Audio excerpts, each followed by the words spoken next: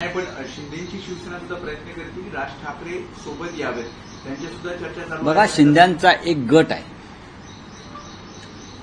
गट आहे, जो अघोरी विद्येतून निर्माण झालेला आहे। अघोरींचा एक गट सर्वत्र असतो, धर्मक्षेत्रात असतो, सामाजिक क्षेत्रात असतो, राजकीय क्षेत्रात असतो।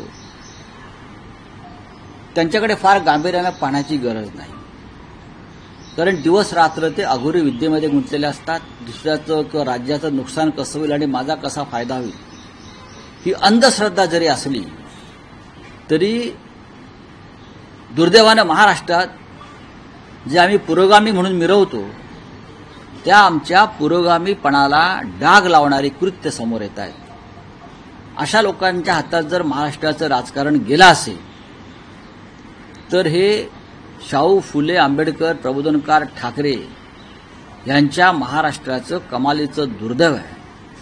आणि कोणत्या प्रकारचे लोक देवेंद्र फडणवीस यांच्या कॅबिनेटमध्ये आहेत। देवेंद्र फडणवीस यांनी कॅबिनेटच्या बैठकीला बसण्याआधी खुर्चीखाली वाकून पाहायला पाहिजे नक्की काय आहे ते, काय होऊ शकतं। अघोरी हा शब्द तुम्ही वापरला तर सध्या मी जाणीवपूर्वक वापरला। सध्या जे व्हिडिओ बाहेर येत आहेत, जे आरोप प्रत्यारोप होत आहेत, विशेषतः शिंदे गटाचे मंत्री भारत गोगावलेंचा जो व्हिडिओ एनसीपी अजित पवार गटाच्या प्रवक्त्यांनी ट्विट केला आहे, त्याआधी तुमच्या पक्षातल्या वसंत मोरेंनीही एक व्हिडिओ समोर आणला होता। तुम्ही गुवाहाटी आणि रेड्याची शिंग यावर लिहिलेला आहे। सध्या काय सुरू आहे महाराष्ट्रात, ज्या पद्धतीने हे सगळे प्रकार समोर? महाराष्ट्राला काळिमा फासणारी ही कृत्य आहेत बरं का। महाराष्ट्रानं अंधश्रद्धेविरुद्ध कायम लढा दिला, फार मोठी परंपरा आहे महाराष्ट्राला लढायची। महाराष्ट्रानं धर्मांधतेविरुद्ध लढा दिला। देवेंद्र फडणवीस हे राज्याचे मुख्यमंत्री आहेत आणि त्यांनी जसे मंत्र्यांचे पीए ते तपासून घेत आहेत तसे त्यांनी मंत्री सुद्धा तपासून घेतले पाहिजेत। हे असे अघोरी विद्येमध्ये रममाण असलेले मंत्री महाराष्ट्राचं काय भलं करणार? आणि ही अघोरी विद्या जी सुरू आहे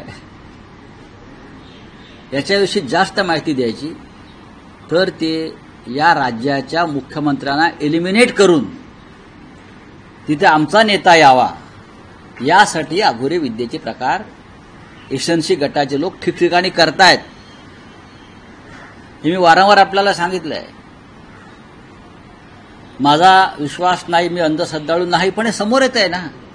म्हणजे कोणत्या मानसिकतेमध्ये या राज्याचं मंत्रिमंडळ आहे, अर्धे मंत्री आहेत। महाराष्ट्रातल्या जनतेच्या कल्याणाशी यांना काय पडलेलं नाहीये, जनतेच्या प्रश्नाशी काय पडलेलं नाहीये, लोकशाहीशी काय पडलं नाहीये, विचारांशी काही पडलेलं नाहीये। या महाराष्ट्र राज्याच्या मुख्यमंत्री पदावर बसलेल्या व्यक्तीला एलिमिनेट करणं, मी इंग्लिश शब्द मुद्दाम वापरतोय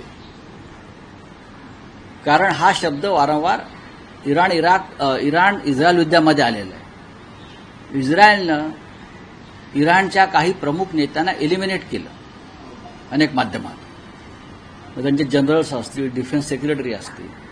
तसं एसएनसी गटाच्या लोकांना, मंत्र्यांना या अघोरी उपक्रमाद्वारे भारतीय जनता पक्षाच्या प्रमुख नेत्यांना त्या पद्धतीनं एलिमिनेट करायचं आहे। आता ह्याच्यावरती तुम्ही काही लोक टीका करतील, पण वारंवार याविषयी बोललोय मी। आणि जो प्रकार समोर आलाय, जी छायाचित्र आणि जे व्हिडिओ समोर आले, हे त्यासाठीच होतं, हे त्यासाठीच सुरू आहे आणि अनेक वेगळ्या पातळ्यांवर चालू आहे। अगदी साताऱ्यापासून महाडपर्यंत आणि महाडपासून सावंतवाडीपर्यंत, पुढे बेळगावपर्यंत माझ्याकडे प्रत्येक गोष्टींची छायाचित्रणं आहेत।